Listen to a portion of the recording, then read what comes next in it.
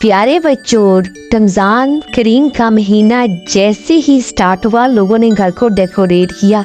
उधर शैतान को भी दो फरिश्ते पकड़कर घसीट कर लेकर जा रहे थे। शैतान बोला, मुझे कहाँ लेके जा रहे हो?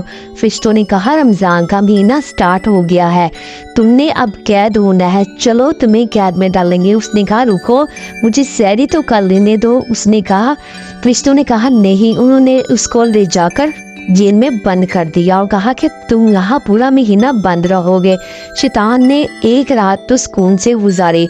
अगले दिन जब उसने देखा कि ज़मीन पर तो दंगा फसाद हो रहा है, हालांकि वो वहाँ पर मौजूद नहीं था, फिर भी लोग आपस में लड़ झगड़ रहे थे। अफ्तारी के टाइम बच्चे आपस में अफ्तारी पर लड़ रहे थे। ये देखकर शैतान बहुत ज़्यादा खुश हुआ। उसने कहा, मैं तो वहाँ मौजूद नहीं हूँ। गलियों में रश था, ट्रैफिक का रश था, लोग गुस्सा हो रहे थे। शैतान ने फरिश्ते से कहा, मैं तो वहाँ पर मौजूद नहीं, लेकिन फिर भी देखो लोग लड़ रहे हैं, यानी कि ये मेरा काम नहीं है। देखो तुम्हारे लोग खुद ही लड़ते हैं, मुझे तो तुमने कैद कर लिया। उसने गुस्से से फरिश्तों को कहा, लेकिन ज़मीन पर दंगा फसाद तो फिर हो रहा है।